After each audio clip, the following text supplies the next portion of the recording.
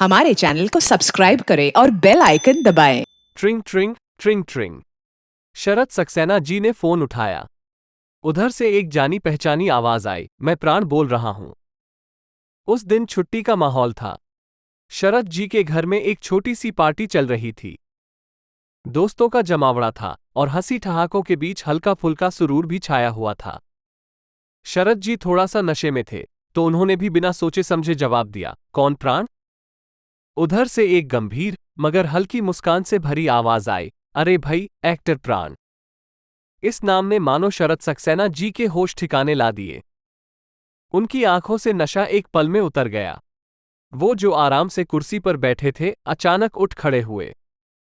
प्राण साहब का फोन था। ये बात ही इतनी बड़ी थी कि उन्होंने खुद को तुरंत संयमित कर लिया। प्राण साहब ने कहा, गुंडाराज में तुमने जो काम किया है वो मुझे बहुत अच्छा लगा। शाबाश, ऐसे ही काम करते रहो। शरद जी के लिए ये पल किसी सपने से कम नहीं था।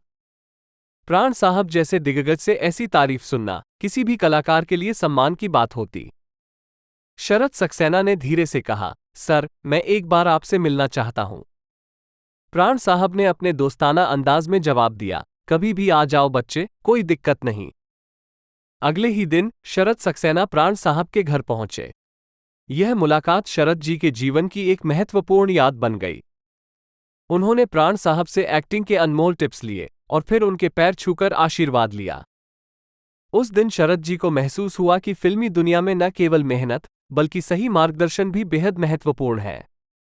आज शरद सक्सेना जी का जन्मदिन है।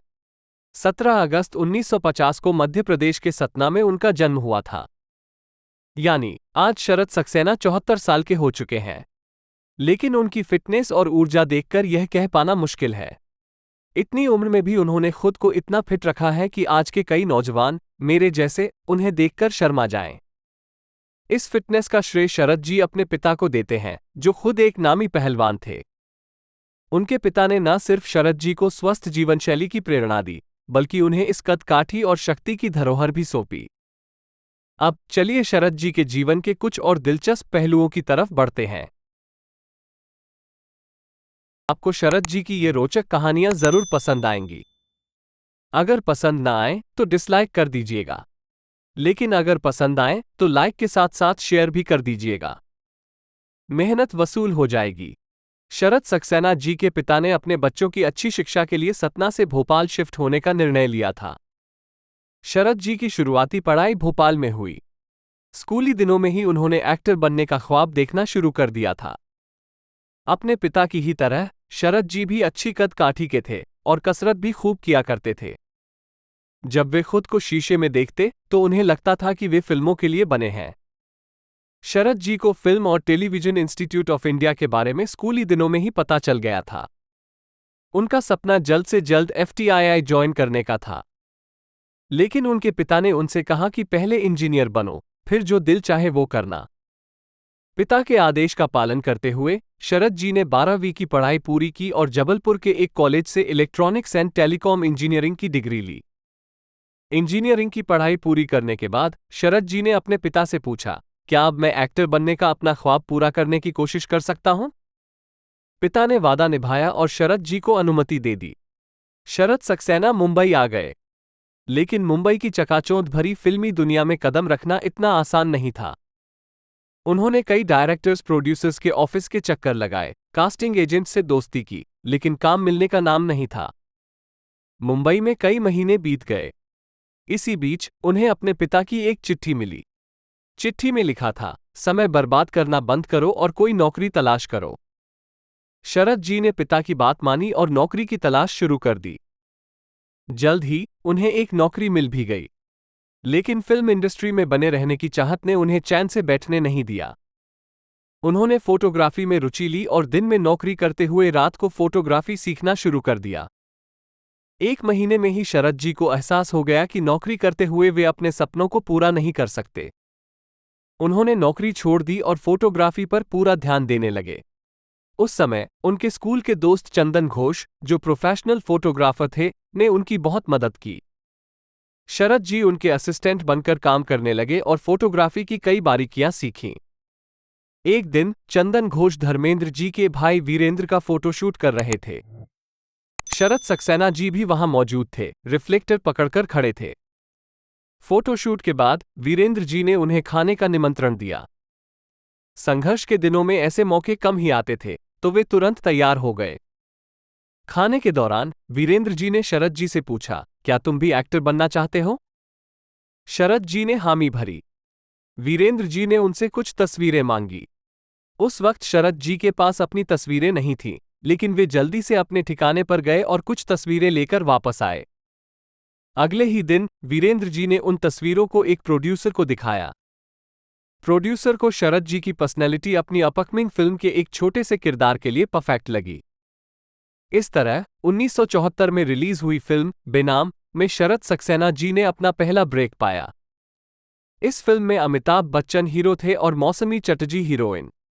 शुरुआती करियर में शरत सक्सेना ने छोटे छोटे एक्शन रोल्स ही निभाए।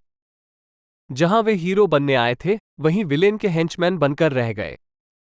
एक्शन फिल्मों में काम करते हुए उन्होंने कई बार गंभीर चोटें भी खाईं, लेकिन उन्होंने कभी हार नहीं मानी। उन्हीं दिनों शरत सक्सेना की मुलाकात सलीम खान से हुई। एक दिन शरत जी सलीम खान के घर पहुंचे, जहां जावेद अख्तर भी मौजूद थे। उस वक्त सलीम जावेद फिल्म काला पत्थर की स्क्रिप्ट पर काम कर रहे थे। सलीम खान ने जावेद अख्तर से कहा कि शरत को धन्ना के रोल में कास्ट किया जाए। जावेद अख्तर को यह विचार पसंद आया और उन्होंने शरत जी को यश चोपड़ा के पास भेज दिया। यश चोपड़ा जी को शरत जी की पर्सनैलिटी धन्ना के किरदार के लिए एकदम फिट लगी और उन्होंने उन्हें फाइनल कर दिया। इस तरह शरत सक्सेना काला पत्थर फिल्म का हिस्सा बने। शरत जी ने एक इंटरव्यू में कहा था कि करियर के शुरुआती दौर में सलीम जावेद ने उनकी बहुत मदद की थी और उन्हें कई फिल्मों में काम दिलाया था। फिल्म खुदा गवाह में शरत सक्सेना एक स्मगलर बने थे। उस फिल्म में एक सीन था जिसमें शरत जी ड्रग्स के नशे में ट्रक सहित समंदर में गिर जाते हैं। सीन की शूटिंग शुरू होने से पहले शरत जी ने शर्ट के नीचे लाइफ जैकेट पहन ली थी। सीन के लिए उन्हें किसी चीज से बांधकर पानी में उतारा गया।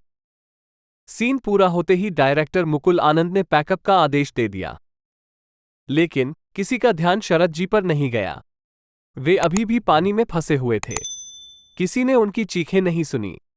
प्रोड्यूसर मंजीत मखीजा ने जब ये देखा तो तुरंत एक्शन लिया और लोगों को पानी में कूदकर शरत सक्सेना को बचाने का आदेश दिया।